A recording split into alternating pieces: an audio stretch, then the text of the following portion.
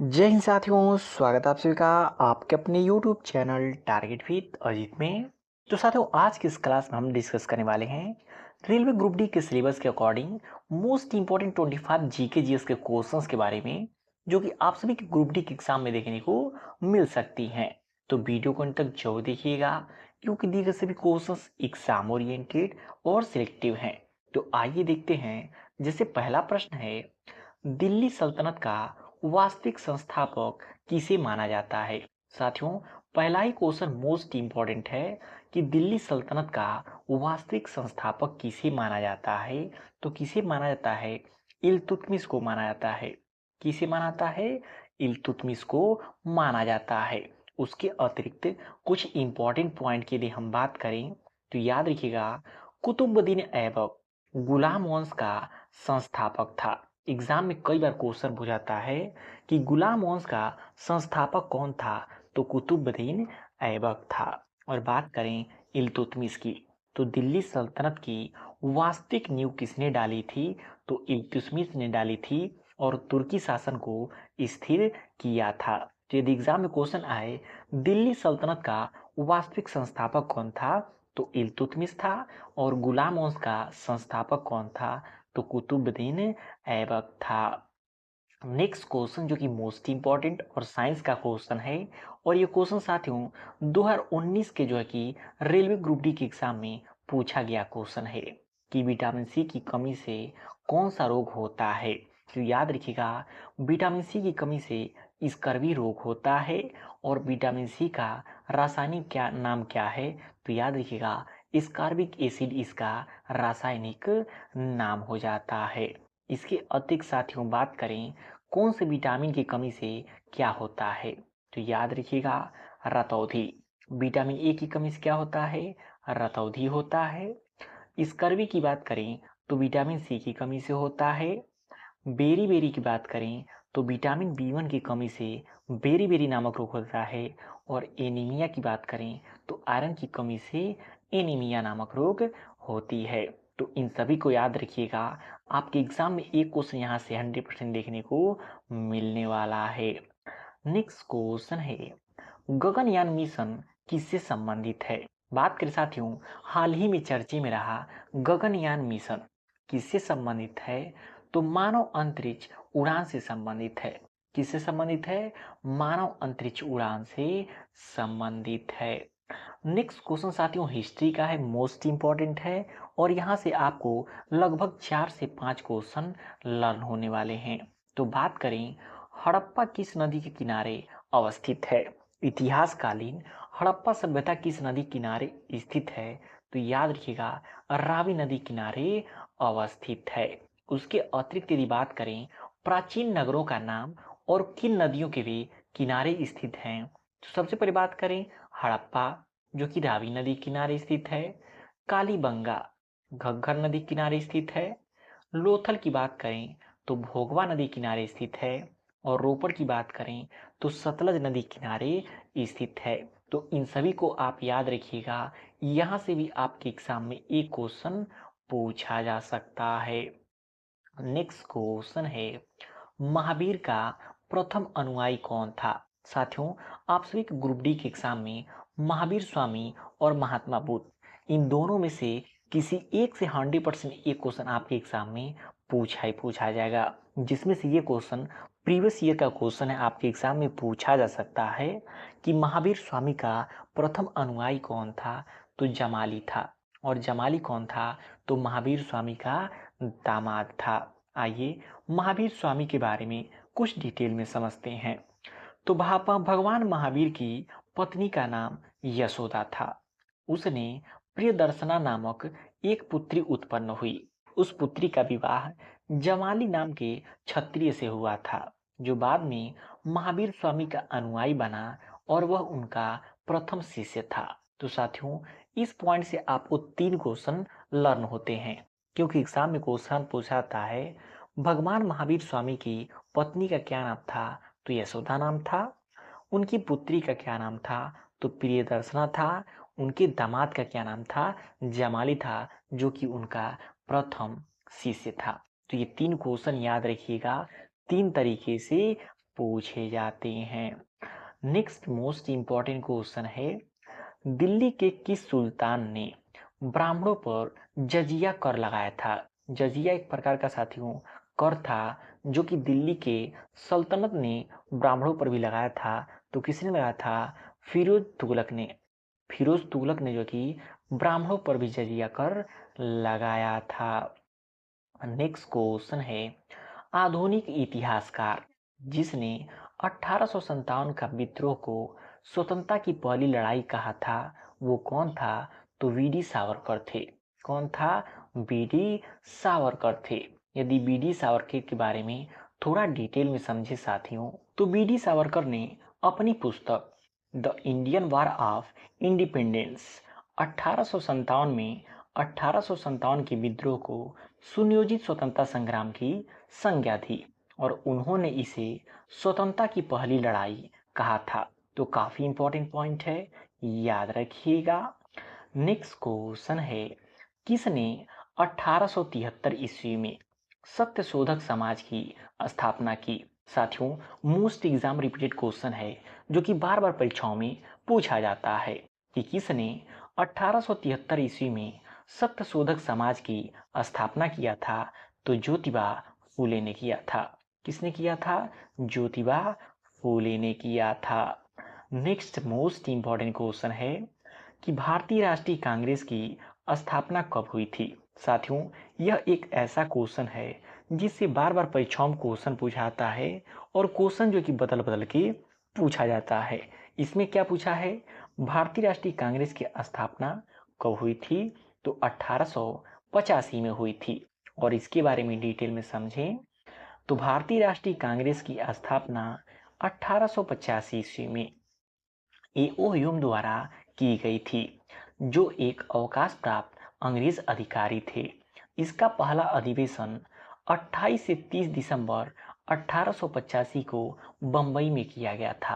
तो साथियों यहाँ से 3 प्रकार के क्वेश्चन पूछे जाते हैं। पहला, भारतीय राष्ट्रीय कांग्रेस की स्थापना कब हुई थी?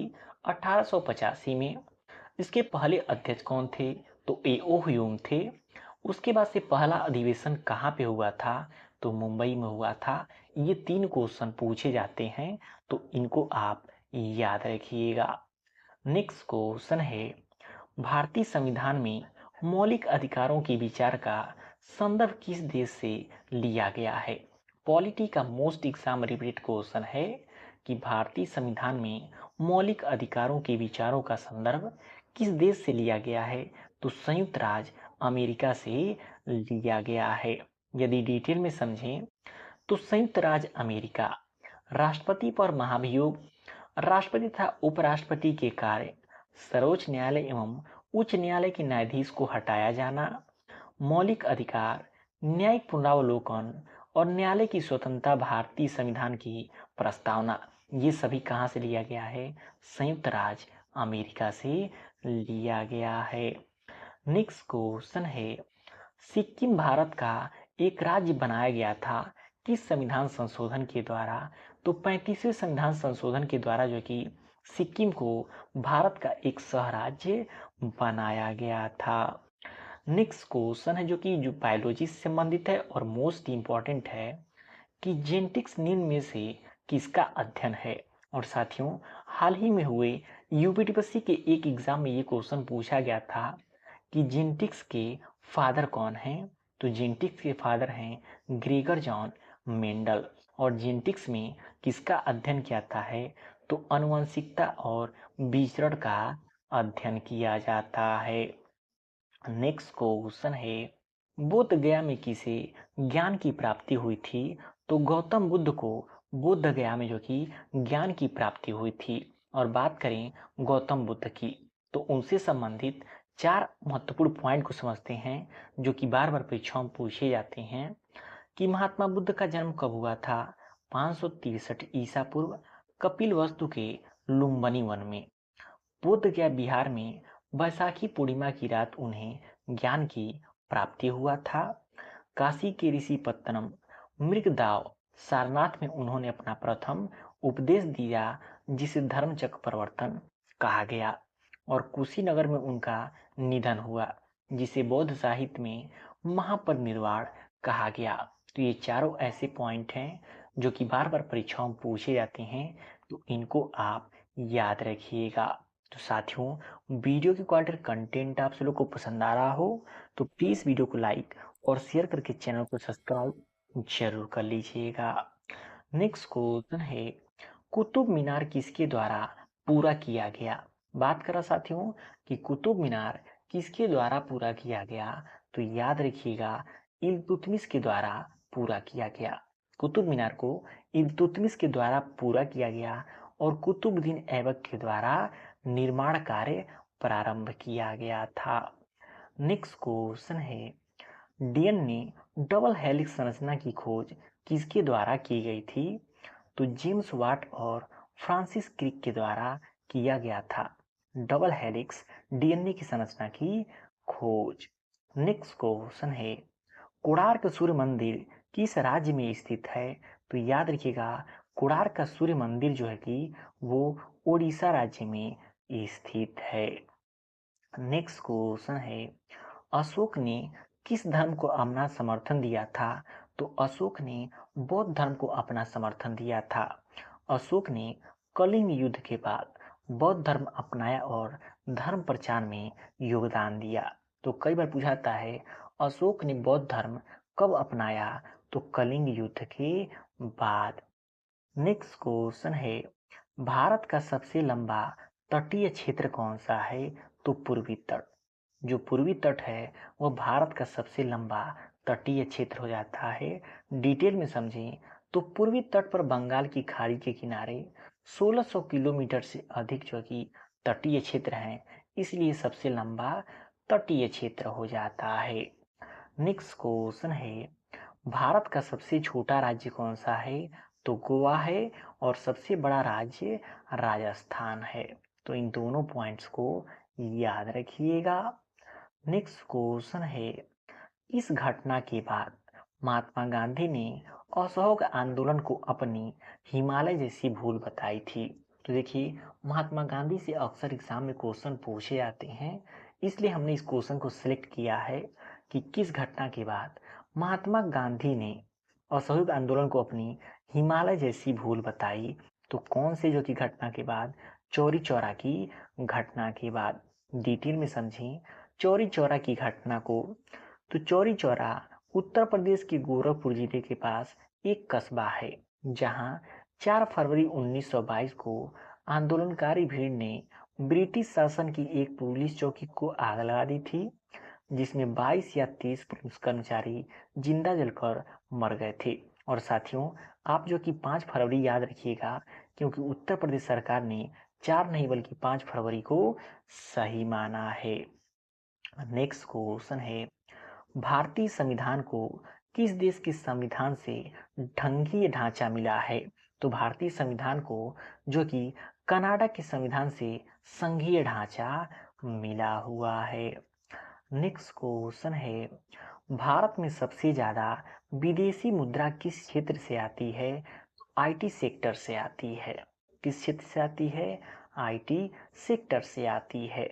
नेक्स्ट क्वेश्चन जो कि फिजिक्स का मोस्ट इंपॉर्टेंट है कि वर्षा की बूंद गोलाकार आकृति के होने का कारण क्या होता है? तो सरफेस टेंशन यानी कि पृष्ठ तनाव होता है। नेक्स्ट क्वेश्चन है, भारतीय अंतरिक्ष अनुसंधान संगठन इसरो का मुख्यालय कहाँ पे स्थित है? तो बेंगलुरु में स्थित है, जिसकी स्थापना 1969 में हुई थी और वर्तमान में अध्यक्ष वी नारायणन है। कौन है? वी नारायणन है। तो इन दोनों पॉइंट्स को याद रखिएगा।